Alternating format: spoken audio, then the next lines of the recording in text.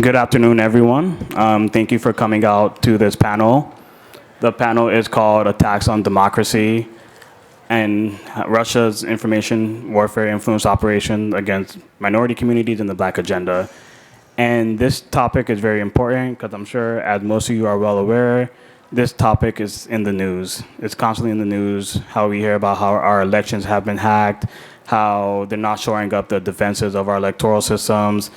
And in this particular case, we have a lot of adversarial powers, like Russia, for example, that's using legitimate minority grievances in order to use that as a way of separating minority communities from the rest of society, whether it's minority communities ideologically or racially. And this serves their larger geopolitical interests and their goal. And in my personal opinion, national security is not a partisan issue. Whether you're Democrat, Republican, Independent, doesn't matter. Politics always ends at the water's edge. And so that's when we have to all come together, regardless of where we're from, whether religion, race, creed, all come together and figure out how to protect ourselves against those who wish to hurt us. So, yeah, we have a fantastic panel here. We have Dr. Karan Skinner. She's fantastic. She was the former Director of Policy Planning at State Department. She's a current fellow at the Hoover Institute as well as the Heritage Foundation. And also, she has a breadth of experience in national security related fields throughout her whole career. They consider her one of the foremost experts on foreign policy and national security, and she is, and I'm sure you're going to hear that when she starts speaking. Then we also have next to her Ambassador Daniel Fried. This gentleman over here, he was the former U.S. Ambassador to Poland, former Assistant Secretary for European and Eurasian Affairs at State Department, former Special Envoy in order to close Guantanamo Bay under Obama, and then also he coordinated America's sanction policy under Obama toward Russia and other adversaries. So he has a breadth of knowledge and experience as well. And then we have the moderator to the end. Her name is Beverly Kirk. She's a CSIS fellow, former journalist. She has worked with NPR, PBS, CBS, those news organizations, and fellow at CSIS. And she's also director of CSIS's Center for Strategic and International Studies, Smart Women, Smart Power Initiative. And so, yeah, then also later on, we'll have Suzanne Spalding joining us in this chair. She was the former undersecretary at the Department of Homeland Security, and she had done extensive research on this exact topic. So at about 5 o'clock, she should be joining us. So just leave space for her. So without further ado, we can get started. Kevin, thank you so much. I appreciate the introduction. And CSIS is delighted to be partnering with CBC to have this conversation because it is such a critically important topic, and we have an election coming up in 2020. I want to start by just posing a broad question. We'll talk here, then when Suzanne comes in, she will join us in the conversation. Each of our panelists will give 7 to 10 minutes of opening comments, and then we'll have a little chat, and then we'll invite you to join in the Q&A. So, Dr. Skinner, let's start with you. Okay, thank you. I just want to begin by thanking CBC for inviting me to give a talk and be part of a panel. This is the first time I've been invited, so I'm happy finally to be here. I don't know if I had to get fired in the Trump administration to finally get a CBC invitation, but here I am. And I hope to become part of the ongoing conversation that the Congressional Black Caucus has on foreign policy issues. And there's been this kind of historic view that foreign policy is the domain of only certain people in the U.S. And I think in this decade, in the 21st century, with the coming power of the global South and the rise of China, and a landscape that will look very different than it did when most of us were born, I think it's critical that we have diverse communities thinking about and discussing foreign policy. So I hope this is part of starting that conversation. Also, CSIS, I hope, will lead the way to encourage other think tanks to partner with the Congressional Black Caucus during this conference so that we can build some more durable ties and create pathways for opportunities for especially the younger generation of African Americans who should be part of the think tank community and haven't really found an opening to do so. I think I'd like to start my remarks by with a series of questions. Why is Russia a problem in the disinformation space for the United States? And within that context, I'll talk about the African American community. I'm not sure that it is a particularly different target from other targets, but any way that some of our international competitors can find a wedge between and among Americans, they will do it, and that's historically proven. Great powers historically have interfered in each other's elections, so that's nothing new. The United States has historically interfered in and helped decide the elections in countries during the Cold War, Central America, various parts of the African continent, the Middle East. That's not new, so there's nothing new about interference in elections. So Russia's not a new problem in that way for us. I think the digital age makes it more of a real-time problem, and it's something that we can watch and we can see, and there's a kind of transparency that didn't exist before. It's not the high priest of foreign policy and government who are doing the disinformation and their charges.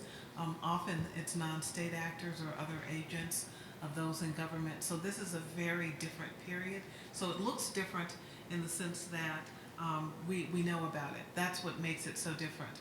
But it's always been there. In recent years, there has been a target of Western elections by the Russians. That's been well documented, and our other panelist has done some of the important work to talk about what specifically has been done.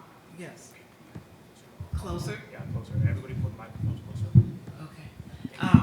Russia has affected the elections, or at least attempted to interfere in the United States, France, Germany, the EU, and other countries, Sweden as well.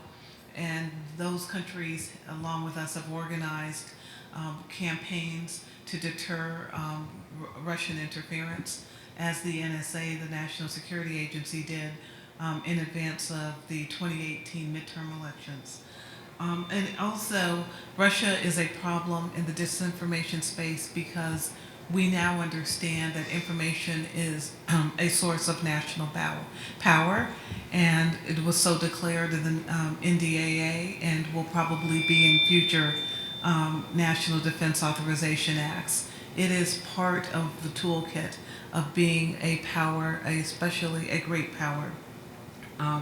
And so whoever controls information, to put it differently, really controls much of the international system. I don't think we could have said that 3 decades ago in the way we can say it with clarity and empirical evidence now. So Russia's a problem because of these reasons and many more. What is the U.S. doing about the problem of disinformation more broadly, and Russia in particular? We're trying to organize ourselves, and that's proven to be very difficult, to find a way to figure out who owns the information space in the U.S. government. We have the Army Cyber Command branch, which started a few years ago, trying to perhaps reorg as an information warfare entity within the military. The State Department, where I recently worked, has something called the GEC, the Global Engagement Center, which is mandated by Congress to work on disinformation at the state level, but it's also supporting some civil society projects. Much of what the GEC is focusing on is the information space with China, but Russia's a factor as well. There are many other entities that help us in the space of disinformation. U.S. Cyber Command is central, and I could go on and on in terms of the entities within government that have part of the problem, but we have yet to create an overarching understanding of who does what and how, in the ways that these entities overlap, they can collaborate better. That weakens us in the competition with Russia, but it's something that I think our government is working hard on. Also, We should be doing more with the UN and other international bodies on trying to get cyber norms. That is so much more difficult than establishing norms that we established very quickly after we used the nuclear bomb in 1945. Within a decade, we had well worked out understandings about no first use of nuclear weapons and nuclear deterrence. But in the cyber arena, it's much more difficult because we don't really control the cyberspace completely, and there are all kinds of actors, including lone wolves, who can play a prominent role. But the creation, I think, of cyber and information norms is something that if the government, the U.S. government, can't play the more robust role, track to the think tanks and academia, I think will really be critical in that space. Another question I'd like to address is what should the U.S. be doing? I've talked about some of the institutional arrangements that have sprung up, some in just really the last couple of years, to address information technology, information warfare, and information competition. But what else should we be doing? This one I think may surprise some of you. I think the biggest problem in the information age doesn't necessarily have that much to do with technology, but it is a fundamental K through 16 problem. And I think the K through 16 problem in the U.S. Explains in great measure why we aren't doing better as the predominant power on earth in the information age. And what do I mean by that? I think if you can't answer basic questions about what reliable information is, you can't combat that information challenges. And we aren't training people to answer deep questions about reliability of data and information because of the way that we're failing in our education system. And part of that is not bringing more people in the inner cities, though this is critical to digital literacy, but it's also about providing the analytical tools that once existed in our educational system. And I hesitate when I say that because I even need to pause there. But there are periods when we have done better in providing analytical thinking, historical knowledge. You can now graduate from high school taking AP History and Government, a course that prepares you for that test, and not learn very much about U.S. history, about world history. You can graduate from college without having courses in U.S. history, diplomatic history, military history, basic economics. It's hard to defend the West when you don't know what the West is. I'm not advocating a return to a traditional Western civilization curriculum, but I am saying some of the best of what we did in the past, recognizing that we have to have a much more multicultural education system, needs to occur. And I think no matter how much money we throw at digital literacy, understanding information is not an information problem. It is a deeply intellectual problem. And so I think that's the source, the human capital problem, is what's keeping us from being much more ahead of some of our global competitors in the space where we have actually created the technology in the first place. I'd also like to say, in terms of what should the U.S. be doing, that more public-private partnerships and disinformation are necessary. As I suggested a moment ago, it's not just government, but the private sector and even the NGO world and think tank world coming together are central to addressing what we should do in the in terms of disinformation campaigns and countering campaigns against us.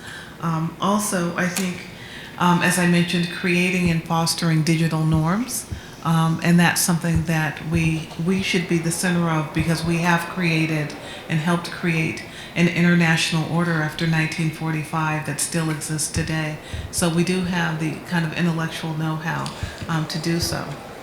I also think that, and not just STEM, there's so much emphasis on STEM education, but STEAM. I think the arts and literature are central to this process as well. And trying to figure out a way, since I teach at Carnegie Mellon, which is one of the world's top STEM universities, but we're also #1 in fine arts, trying to really think left brain, right brain will be a key factor in the information age. I'm less worried than many of my colleagues and friends about China and Russia and their ability to manipulate, and even Iran, Western civilization in the U.S. Through cyber and information technology, because and artificial intelligence, because in all of these realms you need freedom and you need creativity. And ultimately, the U.S. prevailed in the Cold War. I don't really like to say that we won the Cold War, because I think 45 years of deficit spending and fighting all over the globe, no one really wins. But insofar as we prevailed in the Cold War, it was because of freedom. And it was because we competed against a command economy and a command political system that did not support freedom, and you need that in technology. You can't develop really cool algorithms without lots of freedom. So I think we're going to beat the Chinese there. And then finally, if I can talk about Russia and the Black community, I think there is a core assumption that many of America's strategic competitors have in the information age about the Black community, and that is that we aren't very smart. And so we're easier to manipulate.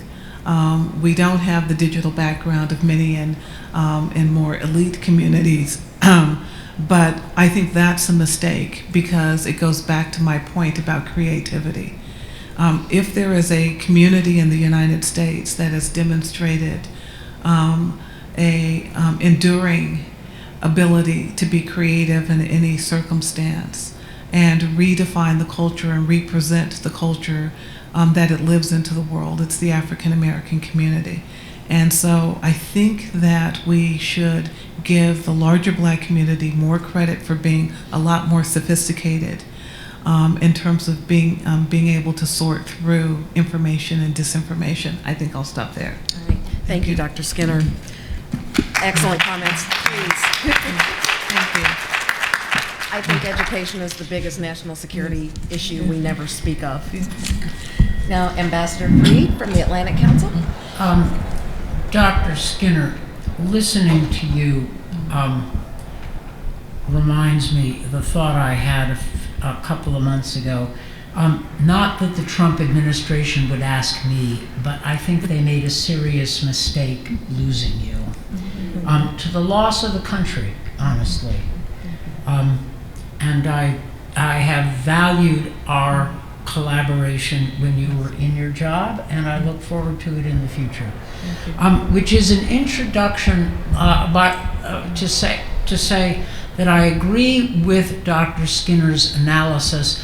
I'm going to go through it my own, but I'm going to do it quickly, emphasizing some different elements, but I agree with her outline, okay? I mean, I think that's right, including especially the emphasis on education, which is part of the ultimate resistance against disinformation, which is social resilience, which is getting smart about what we all read. The Russians target American society and Western societies in an election context, but beyond an election context. They want to disrupt us and divide us and mess with our heads and create higher levels of social mistrust. They like radicalization. The Kremlin is essentially opportunistic, but if they had a choice and an inclination, they sort of prefer right-wing radicalism, because that's where Putin is coming from. He's a right-wing nationalist, but ultimately in an operational sense, they'll go for anything which is disruptive. We know that because they did it in the United States. And their disinformation campaigns in the US and in Europe have similar features. They will play both sides of an issue, trying to polarize a conversation. They will hijack it. They will play both sides of a white versus African American or white versus Hispanic issue. And they do the same thing in Europe. In Poland, a country I know well, they play around with Polish German, Polish Ukrainian, Polish Lithuanian historical issues, again, playing both sides, using sophisticated trolls, bots, cyborgs, to magnify whatever social divisions they can get their hands on. This is not a hard one to figure out. It is disruptive and nihilistic almost, because they have a deep-seated anger, not Russians in general, but the Kremlin and Putin in particular, a deep-seated anger against democracies, because as he sees it, we won the Cold War and he wants another round. I'm putting it in those terms, but Putin is an emotional man under that controlling, tough exterior. We have also learned a great deal about the operational methods of the Russians. They operate, we have learned, on 3 levels.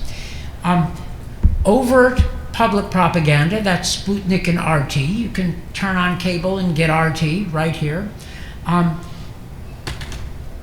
Illegal computer hacking, the Democratic National Committee, or, in case we're feeling alone in this one, they went after the Macron campaign in France, stole emails, put them on the internet.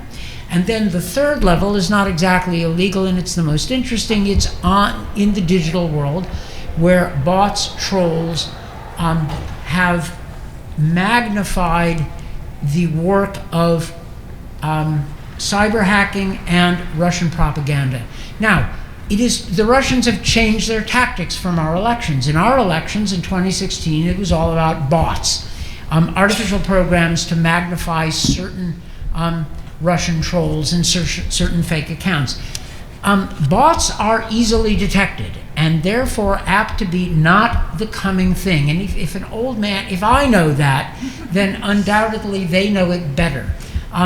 What the Russian tactics are beginning to evolve, are evolving, and it is now less an overt smash penetration of the digital dialogue, and now a more sophisticated and subtle identification of certain trends and a slow manipulation, use of sophisticated trolls and impersonator accounts rather than primitive bots. Okay, what do we do about it? Okay, the solution is going to have 3 levels in my view. Governments, social media companies, and civil society. I'm going to start with civil society. They're going to be the heroes in this. There are already in Europe and the United States private groups, NGOs, 20-somethings operating all over Europe who are adept at detecting Russian and other disinformation operations. They can expose it. I mentioned the hacking of the Macron campaign. This is an example of how to turn back a disinformation op. The Russians hacked into the Macron campaign. They used their bots and trolls to throw out a bunch of stuff. But the French reaction was interesting. Civil society groups, activists at the local level, not government funded, Europeans and Americans both, discovered the Russian operation and broadcast it to the French media in real time. And that became the story. The story was not dirt on Macron. The story was the Russians are messing in our French elections. And they did a diagram. It was kind of wonderful. A forensic analysis of the Russian hacking campaign against Macron showed that Russian trolls were not only Russian, but they were working in collaboration with some American right-wing extremists. And this was, they were working together to advance a Russian agenda. And the French reaction was very interesting. They knew about the American elections. And the French liked nothing more than being smarter than the Americans and doing something better than us. And this was an opportunity for them to do so, and they did so. The story became the Russians are messing in our election, and the collective social reaction was, if you pardon my language, hell no. And it was an unsuccessful Russian op. And this is a kind of proof of concept of how to push back against the Russians.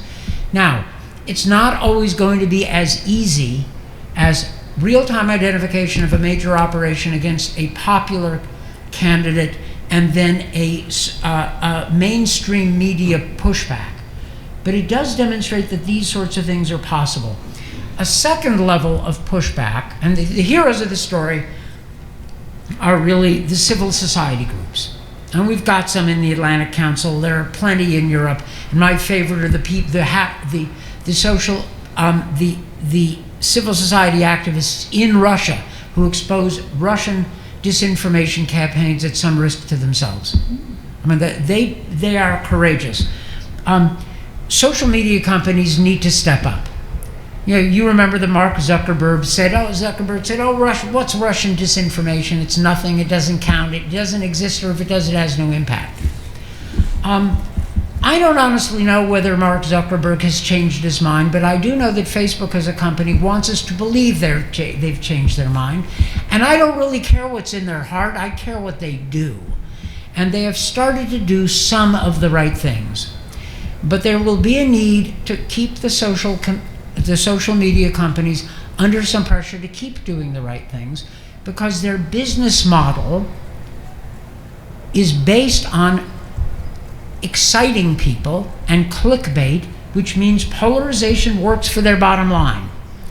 Therefore, we cannot depend on the goodness of their hearts, which is, another way of saying that Teddy Roosevelt was right. Capitalism works better when it is balanced by government regulation. And that's not socialism, that's Teddy Roosevelt. He was a wise man then, and the notion of regulation in a democratic society to counter the natural inclinations of corporations is probably a good thing. And by regulation, I do not mean censorship. We must act according to our democratic traditions. I use the phrase, we won the Cold War, because that's as good as it ever prevailing in the way we did is as good as it ever gets. But we did so not by becoming them. We must not become them in order to fight them. Or what's the point of fighting them? By regulation, I do not mean content control. I mean enforcing principles of integrity and authenticity. That is to say, human beings have First Amendment rights. Bots are not human beings. Secondly, it is at least a debatable proposition whether you should be allowed to go on the internet disguised, pretending to be somebody you are not. Anonymity is perhaps defensible, but calling yourself Bob from Boise when you're Ivan from the Russian troll farm in St. Petersburg is at least worthy of debate. We have to show, should there be verification to go online? Or if we decide there shouldn't be, should there be certain networks access to which should be through verification? I don't know. I don't have the answer. But should ads be regulated? A couple of senators already think so. They've introduced ads. Introduced legislation to this effect. Should inauthentic accounts be taken down? Probably. And social media companies have already promised to do so under certain conditions. Should terms of service be made common between social media companies? This sounds technical and wonky, but in fact, it will enable the US and European governments to more closely enforce what regulations we come up with. Now, the bad news is the European Union is way ahead of the United States in exploring all of these things. The United States, for political reasons, I'm afraid to say, has not been as active as it should. There are people in the Trump administration who are trying to do the right things, and when she was in it, Kyron Skinner was one of them. But, a lot of my friends in the Trump administration are also aware of the fact that when the president denies that the problem of Russian disinformation exists, there is a natural incentive to keep your head down and to do things below the radar. Good people in the administration are in fact doing things below the radar, but below the radar means with a little less political juice than you would have if you had the President of the United States with you and behind you. This is a fixable problem, but we need to get better organized. The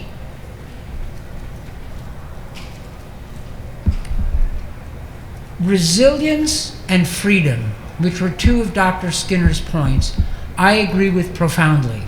And I'll leave you with this last historical thought. Every media revolution in human history since the printing press has ushered in a temporary period of disruption.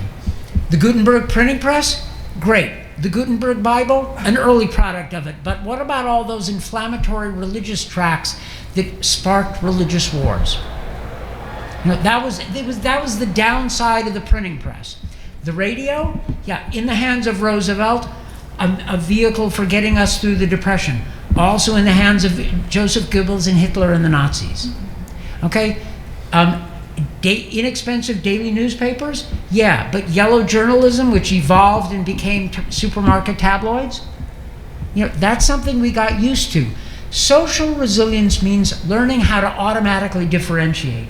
Like, there's nothing wrong with supermarket tabloids if you know that they're supermarket tabloids. It's like comic books.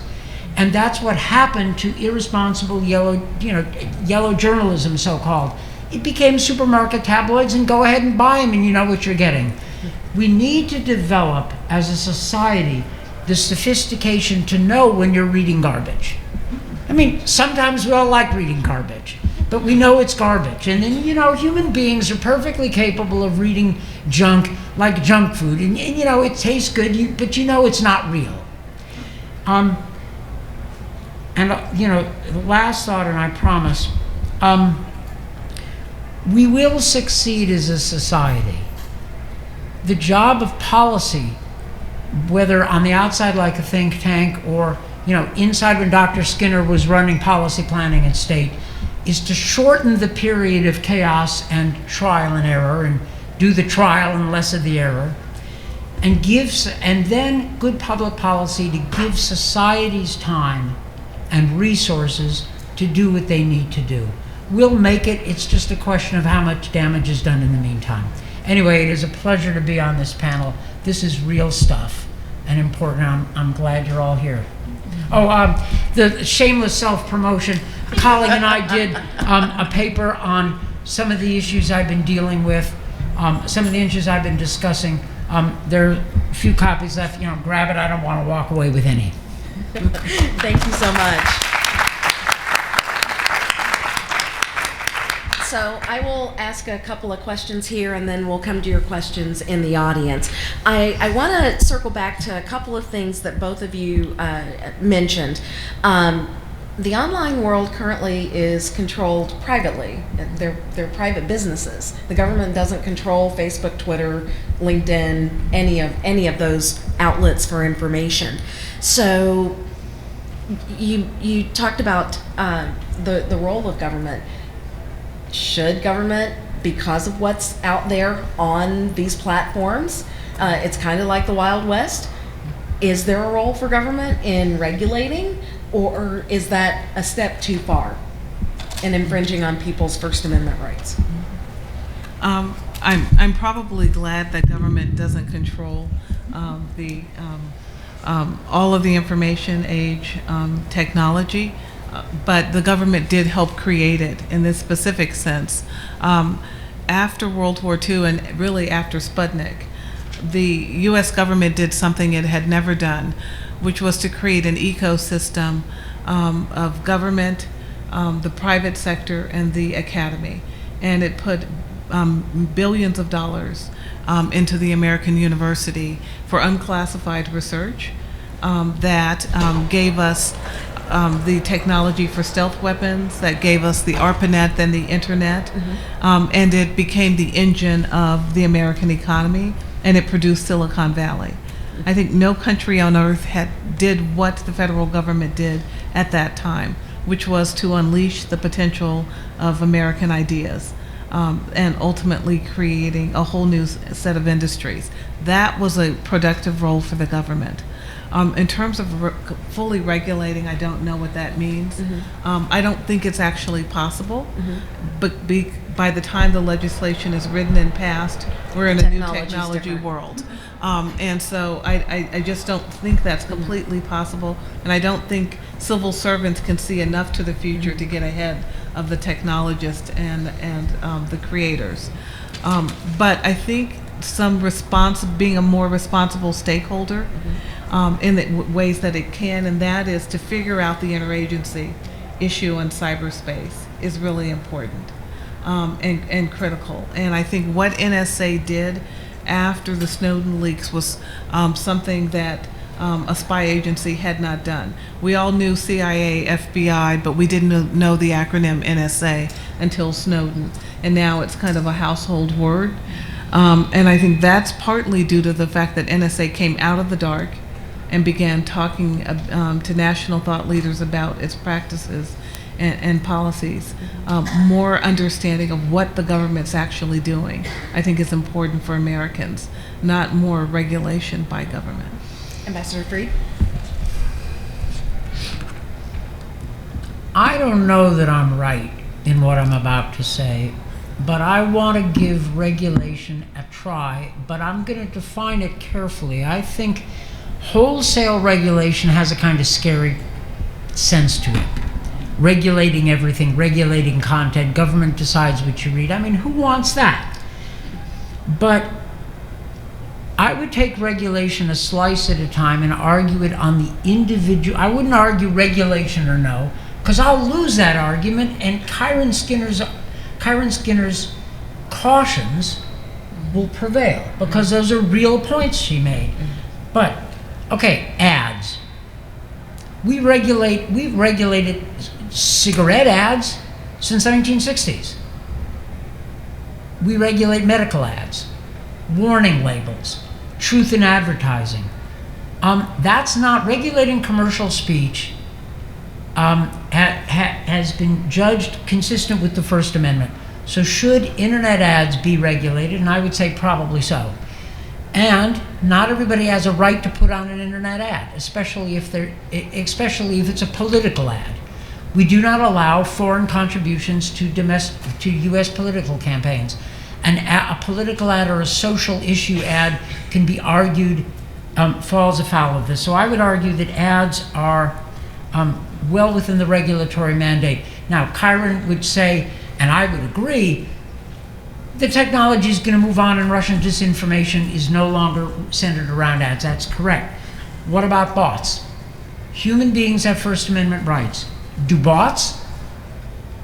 I would say probably not. And what about inauthentic and impersonator accounts? That's an interesting question. I asked a Russian dissident, democratic dissident friend of mine, and said, what do you think of the principle of doing away with online anonymity? If we did it, would you worry that it would hurt your friends in Russia who were relying on online anonymity? He said, I don't think it's a problem, but let me come back to you. And a week later, he came back to me and said, no, they already know who we are. Anonymity is not going to help us. Being able to stand up for what you believe is going to help us. Anonymity helps them. Now, the fact that he's a Russian dissident and a good guy is not dispositive. That's just one person's opinion, but I at least want to consider this regulatory slice. Algorithmic bias is maybe the toughest regulatory issue to get into. In the early days of television, we used to have something called the fairness doctrine, that the big networks had to present both sides. I don't know what the fairness doctrine looks like applied to the internet, and I'm wary about it, so I'm not suggesting we go that route. But I am saying that in a free society, there was something, fairness doctrine is pretty heavy content controls. It means this MSNBC and Fox News would have to change if you did that. I'm not in favor of that. Sometimes I'm tempted. But algorithmic bias, should algorithms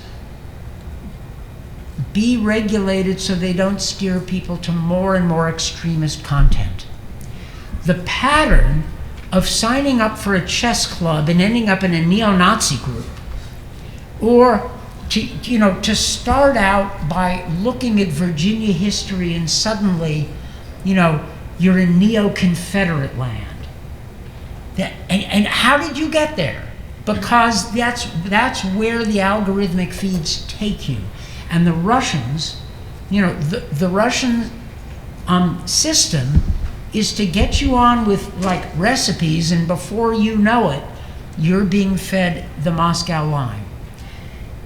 I don't have the answers to this, but I do know that these social media companies are not going to clean up their act simply because we ask them to. At least the threat of regulation is useful, and I would say I think that we ought to start looking at regulation slice by slice and then see how it looks. And then you got to go to skeptics like Dr. Skinner and get those views. Anyway, I don't know I'm right, but this is where people's thinking, I think, is going. And the way the United States works, we don't do things in half measures. We do things like, bam, all at once, and I want us to think through it so we have options in case after the 2020 elections there's an imperative to do something. Sorry for the long answer. Did you want to respond? I'm going to hear some other questions. Okay. Thank you. Another question that I want to ask specifically of you, because you brought up education. What can or should be done to better educate the population in general, the public in general, about avoiding the disinformation, or how to better recognize what's disinformation? I know when Suzanne gets here, she has some slides that show actual tweets that went out that a lot of you may have seen. I know I saw them, that you may not have suspected were done by Russia's, what do they call the IRA, the Internet Research Association Agency. Yeah. But I like to think I'm pretty well up to speed on things, and I saw those tweets, and they look like normal tweets. How do you, what has to happen to get people better educated in terms of recognizing what this is so that it doesn't spread?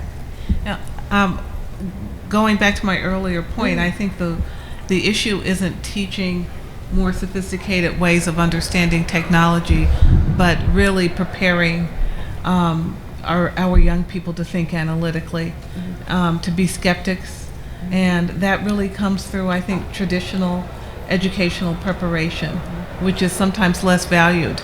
I even think that there are times in school when there should be no technology in the room.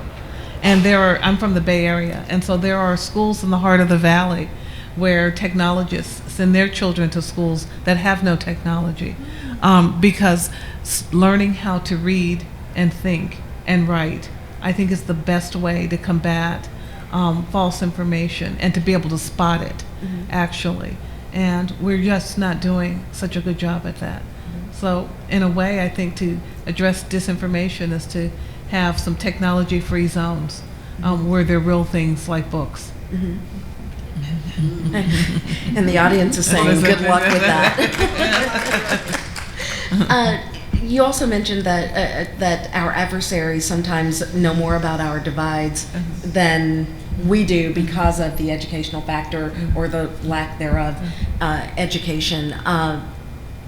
Do Americans by and large really understand how much other people know about the things that divide our society and how those things can be used against us?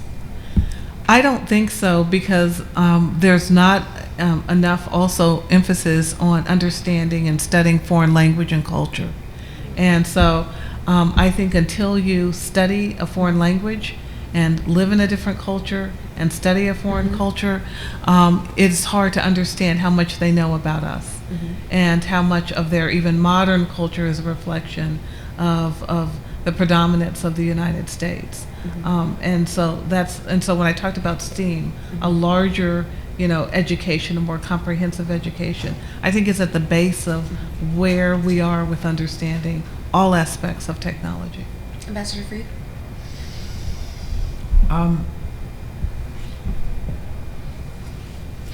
I think one other area for regulation might be limits on the amount of information collected on people. I see no reason why we shouldn't at least look at the fact that social media companies are doing the Russian intelligence agencies' work for them. They know about us because we are commodities. You know, the old adage, if you're not at the table, you're on the menu. We're all on the menu. I mean, we are commodities. We are what Google sells to advertisers. And if they sell them to advertisers, they probably don't sell them to the Russian military intelligence outfit, but it's available to them. I mean, the Russians have set up cutouts to take this information in. So we ought to think about that. But I want to be clear, I'm thinking short term. Kyron Skinner is thinking in a more profound way, and she's got the answer. That's the solution ultimately. My stuff is just short term to buy us time while we're fixing things, and she's right about the way we need to do it. Are there other active measures that Russia is taking other than just targeting everyone with the disinformation? Are there other things being done that we should be aware of? Sure. I mean, the Russian propaganda, Russian funding of extremist groups. Expound on that a little more. Russia's funding extremist groups in this country? I don't know about this country, but they support extremist groups in a lot of Europe. We have found that Ukraine is a testing ground for their techniques. And so is Estonia. That their methods of supporting radicalization in those countries were used there years before they were used here, and the Estonians came to us and said, "Hello, yeah, did we not tell you? Yeah, you're gonna listen now." It's not that different. None of these techniques are new. The Soviet Union did it in the Cold War. The Soviet Union created the operation that the CIA invented AIDS. It was a Soviet disinformation op back in the day, but then it took weeks. They put it in, I think, in an Indian newspaper, and it floated over to the left-wing European press, and then slowly entered the mainstream European media. It took weeks. Now it takes minutes. But the actual technique is not that dissimilar. It's similar. I mean, you see it. And then the support for radicalization, you know, in the 30s, it was communists with Soviet money infiltrating decent, normal American civil rights groups. They did it all the time. And now they'll do it in a digital way. You know, they'll do left and right. I kind of think they like to do right wing, as I said, but we're dealing with a pretty sophisticated operation. The Chinese methods are very different, by the way. They are also there, but their methods are not the same. And you know that we're learning that different powers are going to pick up different disinformation efforts, and we're going to have to get good at all of it, at combating all of it. If I could just add to that also, of late we've thought of Russia as a challenge to free and fair elections in the U.S. But I think what Ambassador Fried was emphasizing is that it's much more pervasive throughout our society, and they put hundreds of millions of dollars each year into disinformation campaigns against Western societies.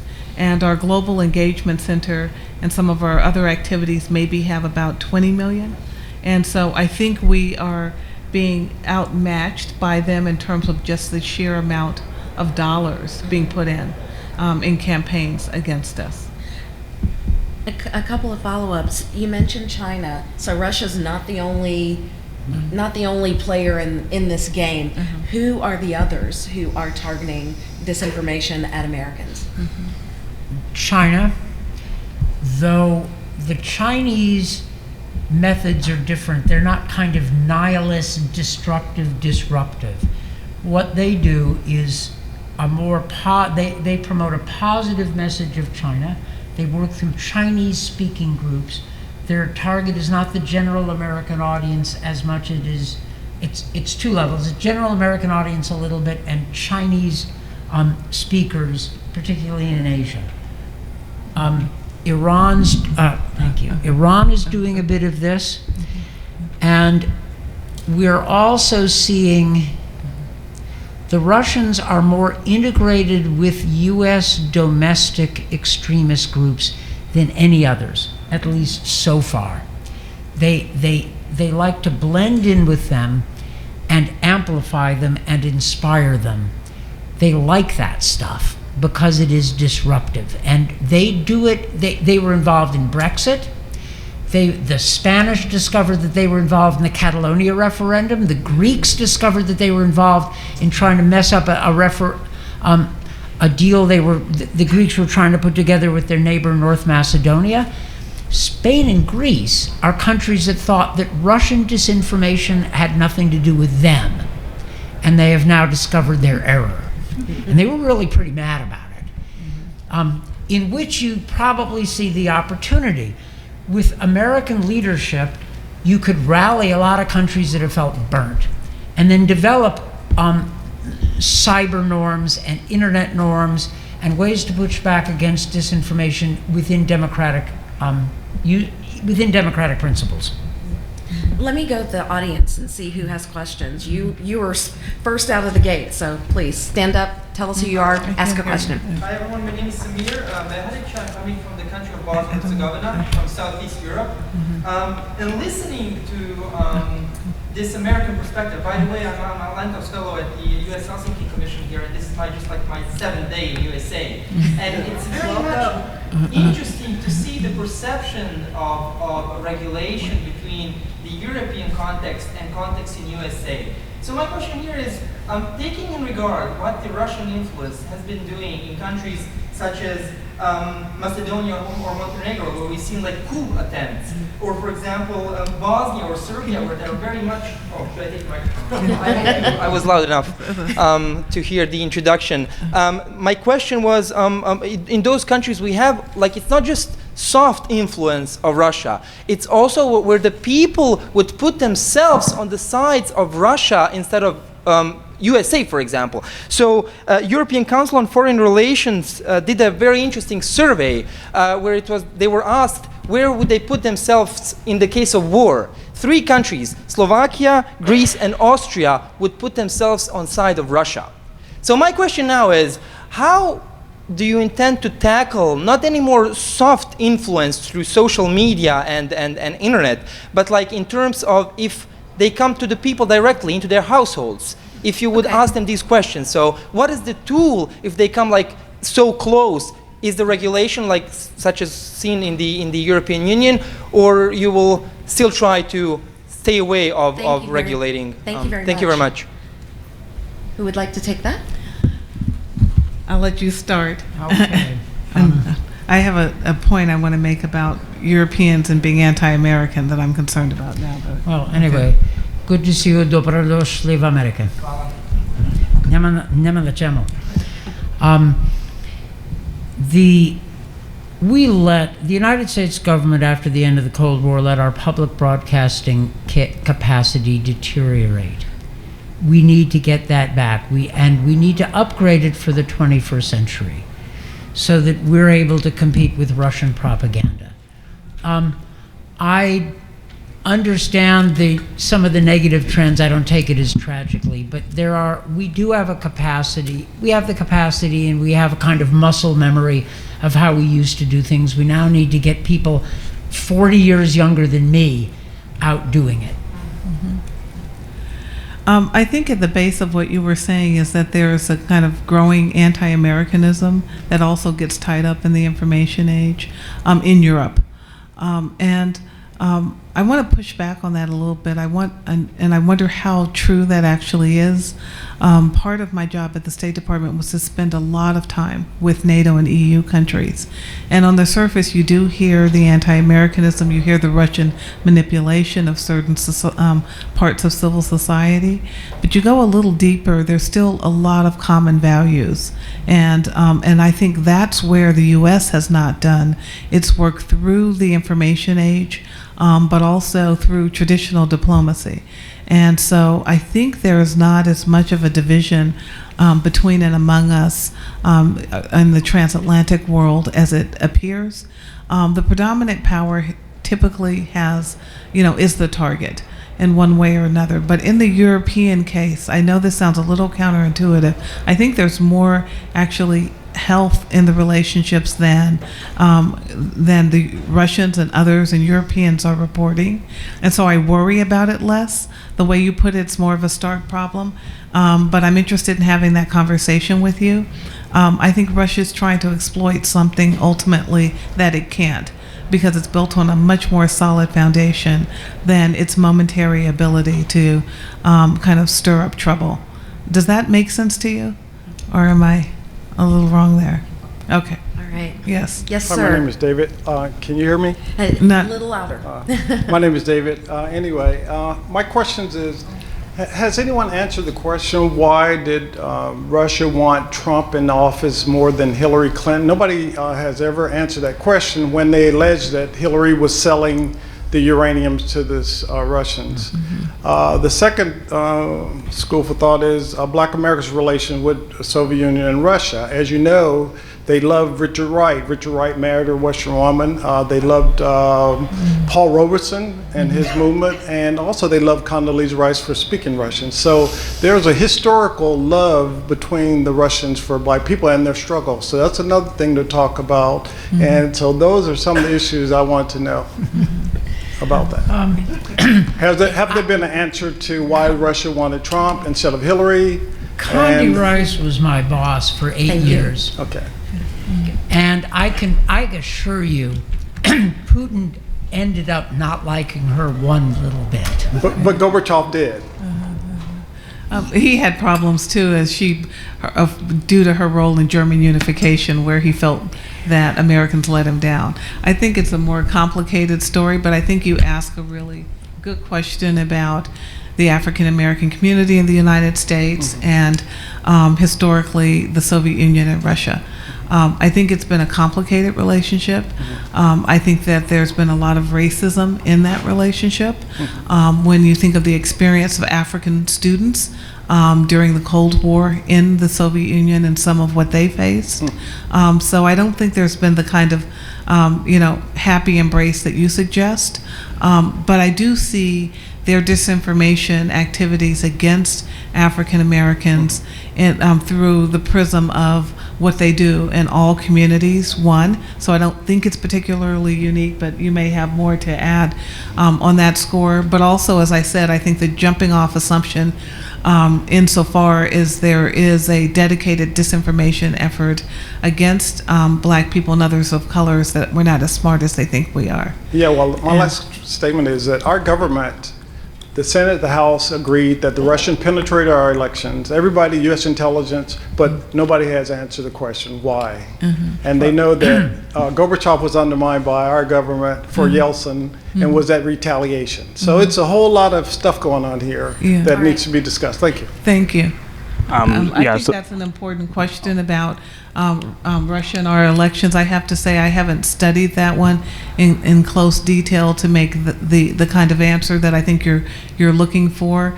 I think your initial question was, why did the Russians appear to like Trump over Clinton? And I don't have an answer to that, and I don't know that. It's probably multifactorial, but also it's not clear when you say the Russians that there is one Russian perspective on the election and one set of actors. So I think we'd have to really unpack the actors themselves to make a broader answer. Well, when you look at Hillary's three Excuse me, sir. If I could interrupt, there's a whole line of people with questions. And also, we have our Suzanne fourth is panelist here, Suzanne Spalding, so if she could present, would that be okay? Actually, let us get Okay. the questions answered, and then we'll go to Suzanne. Okay. And along with that, one question per person, not a commentary or a filibuster. Because I will cut you off. Hi, my name is Julian Dow. I'm a sophomore at Georgetown University, and I was wondering how this kind of two-dimensional digital space and disinformation tactics is changing conceptually the language of like liberalism and ultimately undermining liberalism as it relates to sovereignty and neurobiological implications of confirmation bias and ultimately swinging voters' decisions based off of said misinformation. Thank you. Who would like to take that question? I think I'll start on that one. So I think you asked some important questions about, kind of classical liberal order, modern liberal order that we helped form in the years following World War II, and really even beforehand with the Atlantic Charter in 1941. We set up a world marked by free markets, by political freedom within inside countries, based on the rule of law and national sovereignty. And the information age really does have the potential to upend those core principles of the order that we embraced and helped create, but other factors do as well.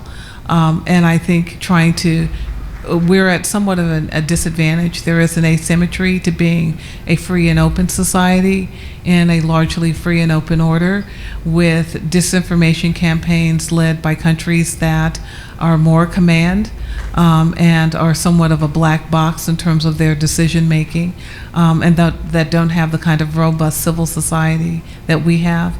That's always, I think, the hardest problem for a democratic society in the international system, and you see that particularly hard problem in the information age. Ambassador Freed talked about how do we square the circle of having an international order that's free, one that we're committed to, having domestic societies that are marked by freedom, but then competing in the information age without becoming like the adversaries. That's the hard question. You're a sophomore, you're going to figure that one out. I can help kind of add to the problem you've identified, but it is a very difficult theoretical and practical problem. On the issue I think you were talking about of bias, and so we saw in the 2012 election, I think that the Obama team did an amazing job of using behavioral science and combining that with technology to understand voter preferences and to shape them. And that was really one of the first times that we saw that work in behavioral economics find its way principally into a presidential race. I don't know about how we will use it going forward. I think there's just a natural advantage the Democrats have because that kind of research is done primarily in the university world, not in the think tank world, and those who do that research are liberal and they're happy to help. And so I think it's part of the future. And we see it in all possible ways. If you use certain types of diets now, it's based on behavioral science, and it's a bigger role, and combined with technology can have a big outcome. And I think the 2012 story is partly due to that, and not other factors that people think. All right. What we're going to do now, each of you go ahead and ask your question. We're going to group them together because I do want to get Suzanne's presentation in, and then we can go back to audience questions. So, I'll make it quick. As someone who works in tech, I do agree with the point that you made about the EU being a little bit more sophisticated in terms of addressing, say, cases of information warfare or data privacy, as also evidenced by their passing of GDPR much quicker than the US. How would you say we as a country unpoliticize these issues such that we can actually make change for the betterment of Americans instead of debating things until the end of time and never actually agreeing on anything and never actually passing any bills? Thank you. thank you. All right. Next question. Yes. I would like to ask a question of Dr. Skinner about the whole question of white supremacy. I recently wrote a column called How Russia Exploits White Supremacy in the United States of America. And my question is, does passing along information about the potency of white supremacists, past and present in this society, is that disinformation? Okay. And yes, your question. Hi, my name is Camille. I have a question because this kind of makes me think about the settlement, well, not the settlement, the agreement that the United States and France have come to on a digital tax. I think one thing that's unique about this discussion is that many of the companies we're talking, well, most of all of these social media networks are American. So we're in a unique position to talk about regulation that will influence the globe. So just what you think could be a possible regulatory framework as far as maybe further regulating how the globe sees, how the globe interacts with our social media networks versus how they actually do here in the US. Uniquely understanding that cyber is, has no bounds, doesn't have country bounds. So I know we're not tech heavy on this panel, but just in a regulatory framework, how you think that could happen. All right, thank you so much. So we have a question for Dr. Skinner, and I think we have 2 questions for you, Ambassador Freed. Okay. How does the U.S. depoliticize disinformation issues? I think you do that by making sure the way you discuss it is not put in a political context.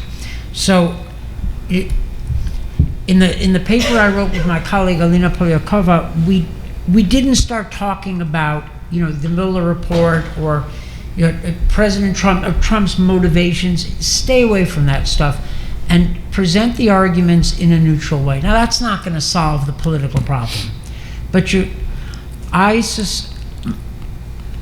when I talk to Republicans in Congress, they're ready to move to address the problem if it can be framed up in a way that does not seem as partisan. Then there's the problem of the president not liking to get into this space, but I think there is still a space while President Trump is president to deal with this issue. At least I hope so. I mean, there's more to say, but that's, you know, you depoliticize it by depoliticizing it. With respect to a regulatory framework, the trouble is the internet is not global. The Chinese are finding ways to cut it off. The Russians are finding ways to cut it off. But I think that the regulatory basis involves the United States and the European Union, plus probably the G7, working together to have common rules. Whatever our regulatory approach is, we are better off if we are doing it together. It increases our leverage over the social media companies, and it means that if the United States and Europe, Japan, Australia, South Korea are getting together, it means that we, not the Chinese and the Russians, are setting global norms. The best document on foreign policy from the Trump administration is the National Security Strategy that Dr. Skinner worked on, and that argues that we've entered a period of great power competition. I think that's probably a valid insight. But my conclusion is, in that case, we ought to be working with our friends, our fellow democracies, to frustrate the plans of our adversaries, the dictatorships. Like, that's kind of simple stuff. And that's how I would start with regulation. Dr. Skinner, white supremacy. So I was asked a pointed question about disinformation and Russians pointing out activities of white supremacists in the United States. I think, and is that disinformation? And I think, so your question really is, what is disinformation? Just because the Russians may point out some empirical fact about something happening in the U.S. doesn't mean that they're a reliable actor overall in the information space. But I do think you ask an important question: what qualifies as disinformation? And do we then discard all information from certain actors because much of it is disinformation or fake news? I think those are really important questions to ask, but I don't think in any way that Russia has been critical to us understanding the problem of white supremacy in the United States. I think Charlottesville on TV did a whole lot more. So I just wouldn't give them credit for helping us understand.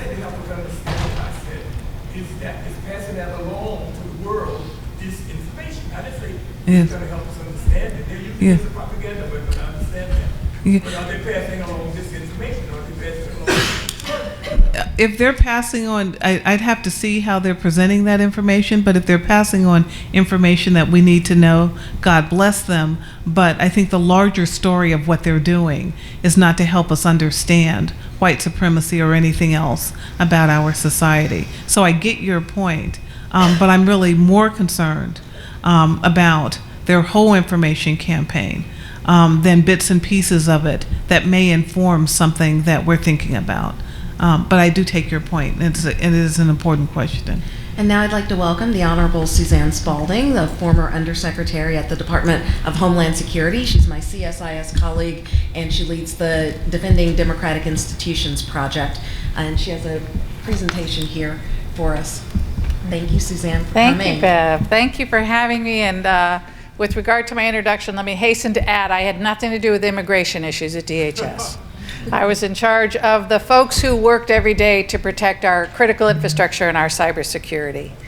And I'm really pleased to be here, and I apologize right off the bat, and I'm really disappointed to have missed what I know has been already a very rich conversation in the presentation of my terrific fellow panelists. But I very much appreciate you accommodating me today and allowing me to be here to share with you what we have been doing over at the Center for Strategic and International Studies to look at what I would call Russian information operations and not get too hung up on what's disinformation, as Dr. Skinner said, and very much agree that what we have to focus on is what is Russia's objective and goal here, right? So I think a couple things at the outset that we have established as we've looked at this issue.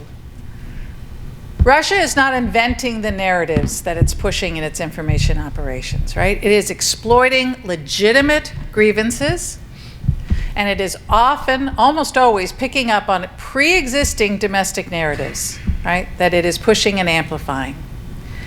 Our concern here is not with criticism of the U.S. system or the specific issue that we've looked at, which is attacks on the justice system.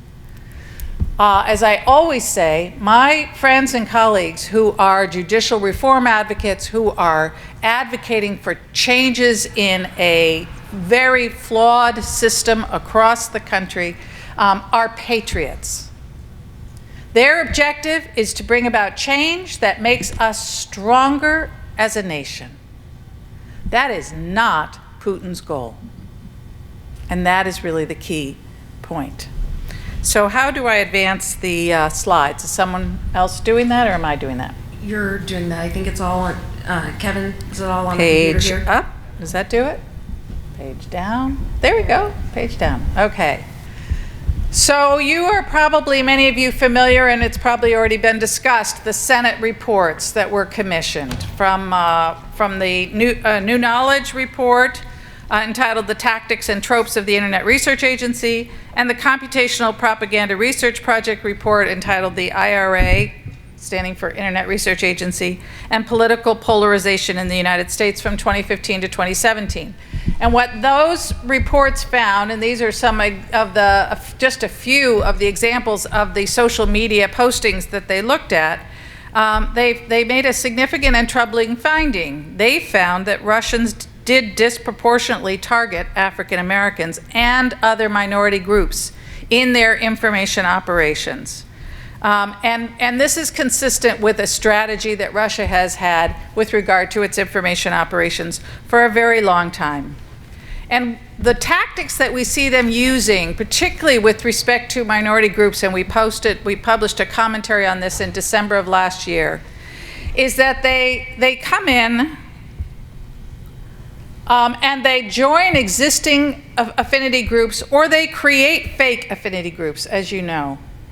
And they start innocently enough, right, with shared identity, a sense of shared identity. They will post, jokes. They will post very positive kinds of images.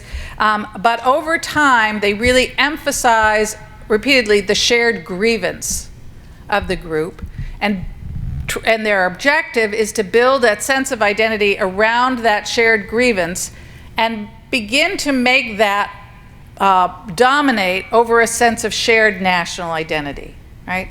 Their goal, to quote their military general who talks about how they're going to use information operations to weaken their enemies, is to undermine weaken the internal coherence of their enemy. And make no mistake, they view us as an adversary, as an enemy.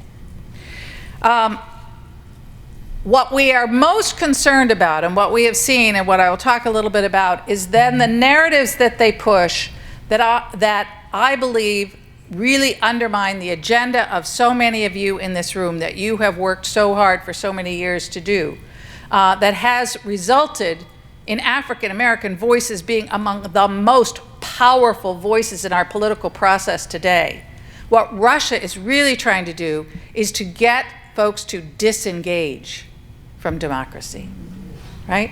Not to see a flawed system that they should then work to improve, but to see the system as irrevocably broken. And the hashtag that they pushed in the run-up to the midterms most vigorously was hashtag walk away. And that's what is really worrisome to me. We have been looking specifically at the way in which Putin is pushing narratives that undermine public trust and confidence in a key pillar of democracy, which is our justice system. So I came to this after I left DHS, and I thought to myself, okay, we know that what they were doing in the elections was just part of a longer, broader campaign to undermine democracy generally and public faith and trust in our institutions. So if I were Putin, this is what we call in the intelligence community red teaming. So I thought, okay, I'm going to try to pretend I'm Putin. If I were Putin, where would I go next? What other institution is as dependent as elections are on public faith and confidence in the legitimacy of its process to respect its outcome? And I thought immediately of the justice system and our courts and our justice system writ large, right? And it is a system that is deeply flawed in many ways and so very vulnerable to these kinds of narratives. So as we looked over 11 million tweets and a large number of Facebook posts, all attributed to Russia, to see what is it that they're trying to get Americans to believe and to really focus on and take hold of here. These were the narrative frames that we saw coming through. That the justice system tolerates, protects, and covers up crimes committed by immigrants. And we see them pushing false narratives and disinformation in that context about specific court cases involving immigrants, for example. That the justice system operationalizes the institutionally racist and corrupt police state. And as we've seen, again, these are very familiar narratives. We see them coming in on both sides, and we'll talk about that. The justice system directly supports and enables corrupt corporations. There's lots of fertile ground there, right? They don't have to lie. They just have to present a one-sided story, right? And there's a program every week on RT, which, as you know, stands for Russia Today. It's one of the state propaganda outlets. They have a weekly program called America's Lawyer, hosted by a trial attorney in Pensacola, Florida. And every week he tells you how irrevocably broken and corrupt our justice system is. And that the justice system is the tool of the political elite. And of course, this is one they used against Mueller, right? And we saw that in the specific instructions to the Russian trolls at the Internet Research Agency, depict Mueller as a tool of the political elite to damage his credibility, right? All of these go to making Americans believe that the justice system is not independent and impartial and is irrevocably broken, cannot be improved, cannot be made more impartial and fair and independent. So again, these are some of the images that have come to us via the Internet Research Agency and Russia, and Sputnik is like RT, one of their propaganda outlets. I hope you can make out some of these. These are images that could be created and posted by Americans. Right? Again, they are picking up on existing narratives. And they are, because they know those will have the most resonance. And in fact, what we see them doing today is less creating content than taking content that is out there that fits their narrative and pushing and promoting that. Their goal is to amplify resentment, not reform, right? Not a sense that you can bring about change. As I said, as we know, they play to both sides. So following the tragic killing of Alton Sterling, they were right there with their fake affinity group, Black Matters. And again, I think one of the concerns here is that there is a possibility that they begin by creating these false affinity groups to undermine legitimate affinity groups, right? And so I talked to my friends who were Bernie Sanders supporters, for example, and they say, I don't care if it was Russia who hacked in and put that information out there. I don't care that they're interfering in our election. And I think they have to be very careful. Talk to folks, my progressive friends who have accepted help with rallies and things, and they don't care if it might be money coming from Russia. I think you have to be very careful that you don't let Russia undermine legitimate groups and legitimate activities. A few days later, of course, we had the shooting in Texas, and there is Russia again, right up there with Blue Lives Matter, pushing this, trying to get conflicting folks out into the streets, trying to create violence rather than trying to push things forward. So our recommendations, we need to raise awareness about this threat, that it goes well beyond elections, that it is about weakening us and undermining our democracy. We need to improve our ability to respond quickly. You know the adage, you've heard it before, that a lie makes its way halfway around the world before the truth can get its pants on. We certainly need to get better at putting down false information, right? And helping people understand it. But I really do think one of the most important things we can do is to go back to promoting civics education and civic engagement in this country, right?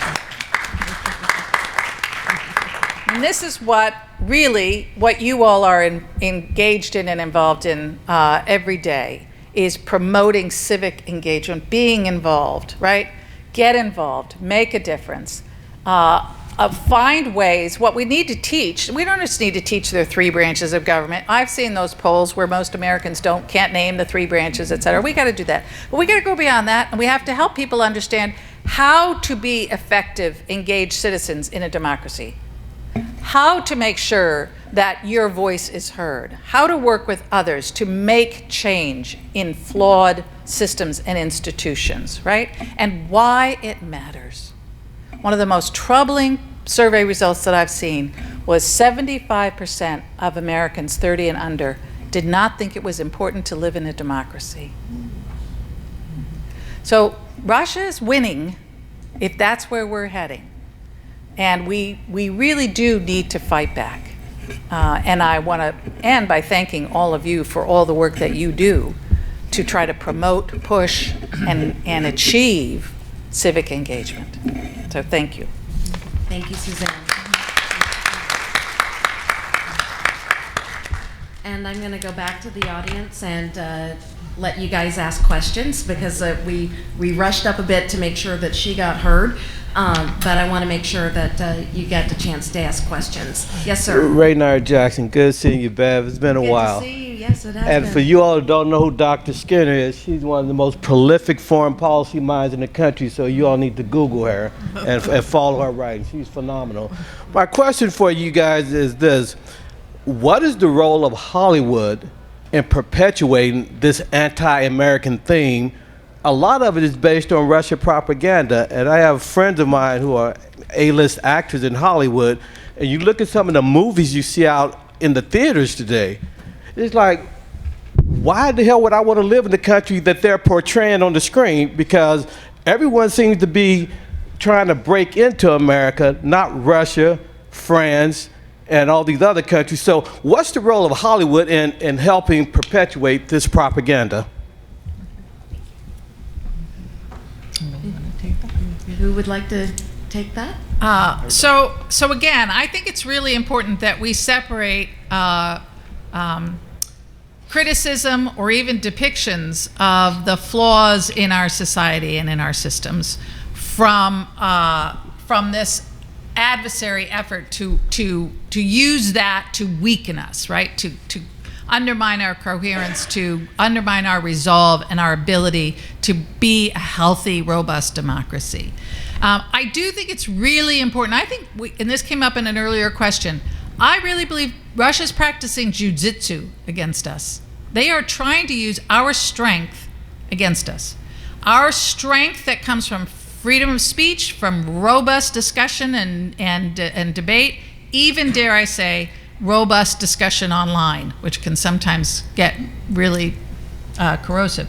But that is a source of strength for us. And Russia would love to get us to unilaterally disarm, to restrict that freedom of speech. So I think Hollywood does need to understand the role they play in shaping views in American culture, but it really is up to them to figure that out.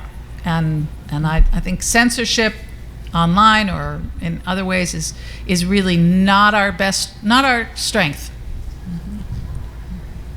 Anyone else have a comment, or do we?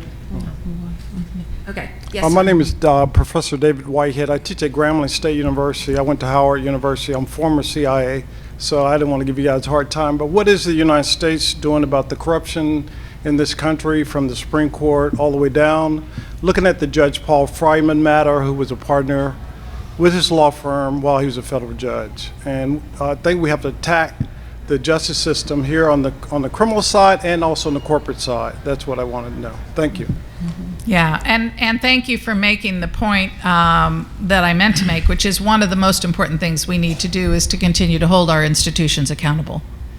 And they need to continue to work every single day to live up to our aspirations for them, right? I do worry that the politicization of the Supreme Court gets extrapolated in Americans' minds across the entire court system, whether it's their local judge or their federal judge, state judge. They think they're all political, they're all politicians who wear robes, and that's troubling. But I do think that the accountability, and we need to educate the American public about how many accountability measures there are in place for our judiciary. There are accountability boards in every court, in every circuit in this country. And they do hold these judges accountable. These judges are held accountable when they do these things. So maybe not as quickly as we'd like. A lot of work still to be done. Yes, ma'am. Hi, my name is Bianca Larry. I have a question. You mentioned earlier that private citizens could be the heroes in this, but we also understand that there's a failure in public education and a lack of civic engagement. And I'm just wondering, for people like us who see 2020 right around the corner and understanding that our government does move slowly in terms of regulations and getting things in order, what can we do to change that conversation that is going on social media and in person? Because as you just mentioned, these are based on facts. These are based on true narratives that people feel and have internalized. And I know in 2016, I've had people I knew who did not go to vote because they were very distraught and they had bought into that. And I don't want to see that happen again just because they see these things online or in the news media. And I know you said one question, but just like a yes or no, do you think that we will be prepared as a government in 2020 to combat the misinformation warfare that is going on? Thank you. Ambassador Freed? I'll do the last question first. I think the government is going to be more prepared than in 2016, but not good enough. However, society may be much better prepared. Civil society groups that are good at detecting those narratives are going to be stronger, better funded, more active, and journalists are going to be ready to listen to them. So our quick response will be better in 2020 than it was in 2016. And as for what individual citizens can do. It depends on which part of this problem you want to tackle. If you're really good online and you've got the spare time, the heroes of this, of counter disinformation, are going to be the civil society groups, the bot hunters, right? The troll hunters, the ones that can discover this stuff. That's a lot of work. If your interests lead you in another direction, I don't think politics is a bad thing. I think that volunteering and getting involved in the campaign is a good thing. Civic duty. Our founders depended on it, even if they weren't themselves always capable of living up to their own ideals. They sort of set the bar higher than they could reach, but that's okay. It doesn't mean the ideas are wrong. It means they were flawed. I think we'll prevail, which is what Dr. Skinner was arguing. But when you're up against that stuff, we can't take it passively. So whatever you choose is a good thing. Oh, sorry. No, I'll ask you later about the trainings in general. Like, are there actual resources that people can tap into to make sure that they can have access? The question was that, are there actual resources that people can tap into? To become more effective advocates, or to engage on these issues? I think a little bit of both. I'm thinking locally on the ground, how to engage people to actually change their mindsets about, I can't do anything about this, I want to disengage with the election process altogether. Right. I don't know that I have the resources, but it's the right question, and your question about what can I as an individual do is exactly the right question. That's the kind of spirit that we need. And I think the message needs to be, look, your voice combined with many others can make a difference. I mean, again, I think when I think about the power that getting folks engaged and getting them to vote gives you, as a woman, as an African American, right? This makes a difference. It makes a difference. Thank you. The Leadership Conference on Civil Rights in Washington is incubating a bunch of programs which include voter participation. Okay. And that's valuable stuff. The Russians want you to drop out, which is yet another argument for leaning in my view. Thank you. Thank you. I guess my question would be, how do we promote messages of critical thinking in an era which, at least what I'm seeing now, being 19 and being tech native, subjectivity of truth? It seems that everyone assumes that they have a monopoly over truth with a capital T, and we've moved away from empiricism and our ability to, I guess, have peer review. And so how do we ensure that critical thinking is then paired with objectivity, and is it even attainable at this point? Have we lost hope? Thank you. Dr. Skinner? I don't think we've lost hope, but I do think really a wholesale reform of the American university is important. And I think that it speaks to Raynard's question about Hollywood. It's all connected. I steadily over the decades, I think the media communities, the entertainment industry, and the American university have been much more controlled by one end of the political spectrum. That's never healthy in a democracy, because a democracy only works when there's free and critical thinking and a diversity of points of view.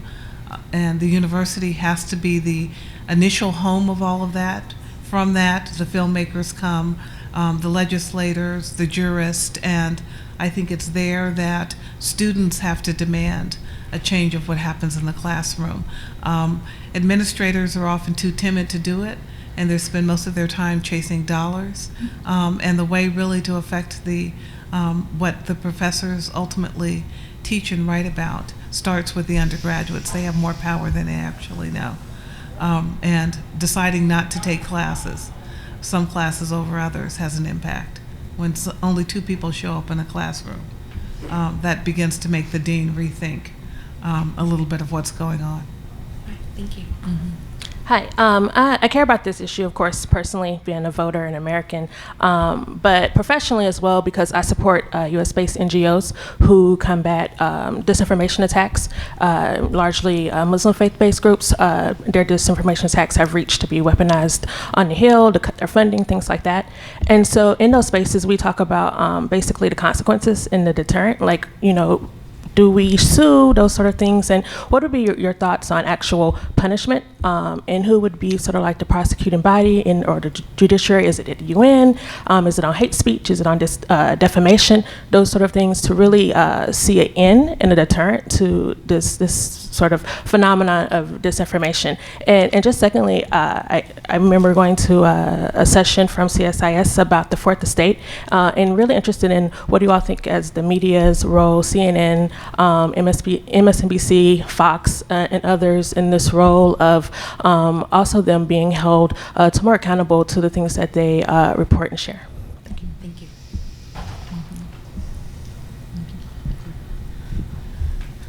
That's a hard one. I was going to say, everybody's jumping to answer that one. Yeah. I think what you're talking about is a whole new kind of body of law, and to address how to go after those who use information against others. And again, I think by the time the law passes, there's just a new way.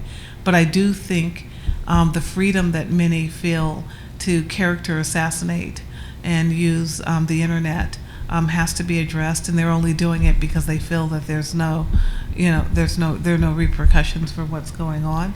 And that is actually troubling. Once you move into the public square, you're no longer protected by some of the legal protections that you would have more as a private citizen, and so you begin to feel it. I think that's a whole uncharted area. And your second question, I think I missed that one. I think you're supposed to only ask one, but I think this whole area is something where we're trying to evolve it. And it was a question about the media role, and the media and the accountability for what's said on. You were specifically referring to cable news outlets. Yeah, and I think also they feel so protected, and many of the cable news, programs, the lead on the program says, and this is just remarkable to me, I'm not a journalist, I'm an opinion person, which means, I can say almost anything. And even though it's supposed to be a program that informs, and a lot of what happens on those programs is character assassination under the guise of I'm just an opinion person. And that happens in prime time when we're supposed to be actually getting good news. So I think there's a lot to think about in terms of what the information age has done, but it goes back to Ambassador Freed's point. We want, on the one side, responsible use of the internet. We want responsible media, but then we don't want to block freedom, and it's so difficult because then we stop being who we are. If I could jump in on that to try to answer your question, I am a recovering journalist. You're never an ex-journalist. You always still think like one. What I would say is, and I've said this a lot since I got out of news, you have to become really educated about what you're watching and what you're consuming. It didn't used to be that way. Mm-hmm. But the media landscape has changed so much to where you have people who are not journalists in positions where they are presenting information and appearing like journalists. And I'm of the opinion it's not the public's responsibility to try to figure out whether the person giving them information is actually a journalist. I think that responsibility relies on media companies to make sure that the people that they put in the positions of trust have some actual semblance of journalism training, but that's not happening today. And it breaks my heart as somebody who spent more than a quarter century as an active reporter and anchorwoman. I was told, and I fully believe when I got into news, my job was to go out and report on something and come back and tell you what I saw, not what I thought about what I saw. And in my humble opinion, very few people do that in the news today. To the point where I prefer to get my information from international news sources because they do a much better job of covering the United States, particularly election campaigns and politics, they do a much better job than the domestic news services. So I think a huge part of part of the problem with what we're seeing on news media today is cable news networks and the movement away from mainstream broadcast media, our familiar ones, ABC, CBS, NBC, had to have at least a half an hour of news programming in exchange for being given the spectrum that they use to broadcast. So they were established with this requirement. It was always a loss leader. They never used it to make money. All the other shows that were on all the other time were making money for so those broadcast news stations had a high degree of independence, and they were real professional, journalists. When cable news networks came on, they were all about making money, and it became entertainment. And I do think that's a quick, sort of semi-diagnosis of the problem, which doesn't get us to the answer. I do think on individual, on the online activity, rather than coming up with new ways to try to sue or impose penalties, I do think existing terms of service, so detecting and knocking off inauthentic accounts, et cetera. But I also think we need to think about the role of competition here. I think this is not unconnected to our concerns about big tech and not having created a space where there is a competitor that can offer you a safer, more civilized environment in which to have communications. It's hard to do that today because we all want to be able to communicate with each other, which means we need to be on that big, huge Facebook or Twitter or whatever it is. Requiring interoperability, for example, could provide for greater competition, and we could vote with our feet on what kind of online discourse we want. Okay. Thank you. Yes, sir. Good afternoon. My name is Tevin Jones. I'm from Birmingham, Alabama. And my question is, with 2020 right around the corner, how do we condense and simplify this conversation to a front door 30-second to a minute conversation with somebody? I feel like a lot of the damage that is done is kind of already out there, and it's hard for us to really measure what's happened. And especially when we're dealing with demographics that have historically low voting participation. How do we condense this, simplify it, and deliver the message to where they can hear and understand?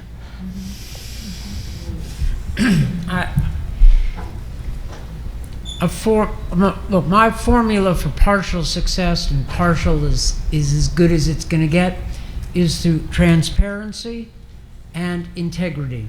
By transparency, I mean that the regulation I was talking about that I would prefer would be to require that fake platforms that pretend to be American but are actually Russian promoted be labeled as such or taken down.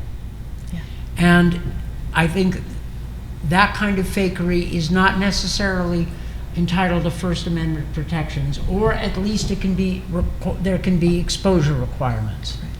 How do you communicate that to people?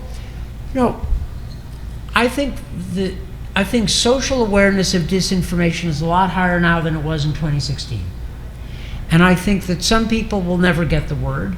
Other people will always get the word and don't need to be told. But most of us are going to need to be told. And I think that the kind of media exposure of Russian and other disinformation techniques will increase social awareness and some social sophistication. And then requiring social media companies to up their game, and in some cases they're already upping their game by taking down inauthentic sites and in what they call coordinated inauthentic behavior, which is a sign that it's part of a campaign, can make a difference. Partial solutions. The longer term solutions are greater awareness on the part of people of what they're looking at and not being played for suckers, which is what it comes down to. And I think history suggests that we as human beings will be played for suckers, but not forever. We'll catch on after we burn our hands a few times, we figure out the stove is hot. And we'll get there.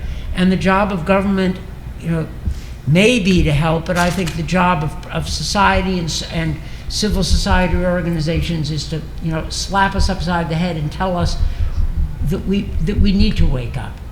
Right? Impartial. Those are not complete answers.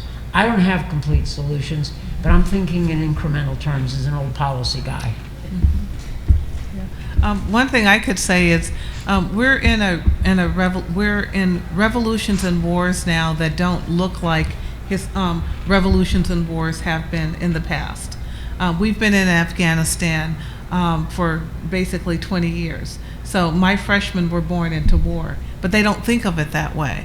It's not like World War II or even the Vietnam War, largely because we don't have the draft, so many don't have friends who are in war, and they just don't know people who are in uniform.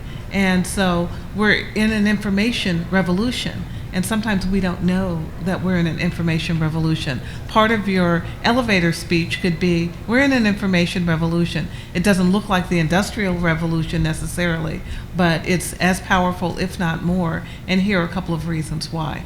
And elections will be played out very differently. I think that's important to keep reminding ourselves. We're in a big period of transformation in all domains. I think it's part of the reason that Donald Trump was elected in 2016 is that that many were ready for someone who was so outside of the political spectrum because they understood that so much is different than it was even 10 years ago. So I think that's part of this information age, is helping people know how profound it is. And I think if you're talking to people who are saying they're not going to vote or they're going to disengage, that it may be helpful to let them know, as part of this information revolution, that's information war really that we're engaged in, that there are bad actors, including the Russians, but not only the Russians, who are actively trying to push messages online to get them to #walk away. And do they want to allow somebody to push them to disengage? All right. You get the last question for the evening. Okay, cool. Okay. So my question is, what would you say is a practical means of conveying how people can fight disinformation? I guess two examples that I can personally think of are, encouraging people to read articles instead of headlines online, or maybe trying to read articles on both sides of the aisle, hopefully not extremist ones, but both sides of the aisle nonetheless. Or even, as you said, trying to read international news outlets that might not necessarily have as much of a political agenda in these particular issues. What would you say are practical means of kind of playing it safe for yourself and encouraging others to play it safe? Mm-hmm. Thank you. Thank you. Those are great suggestions, and there are actually innovative, creative people out there that are trying to help you to do that. So I was fortunate enough to judge a hackathon of a bunch of students who were coming up with creative ideas for how to counter disinformation. And one of the ideas was, and they had done a prototype of technology that would look at the article you're reading and do an analysis of the word choice, et cetera, and tell you this is mostly analysis or this is mostly news. And if it's mostly analysis, they would say, this is mostly analysis, and it appears to be coming at you from, this perspective. If you would like to read an article from a different perspective, click here, and it would take you to articles that talk about the same issue from a different perspective. I thought it was very creative and wonderful. All the rest of the other judges thought no one would ever use it. But maybe you'll see, maybe it'll be out there anyway. Any final comments from our panel here for the evening? If not, thank you all so much for coming and listening. This has been a fabulous conversation. Let's continue it. It's good. This was fun. Thank you. It was good seeing you. And that was really a great presentation. Yeah. That was really nice. Hi. Here, and I got one more.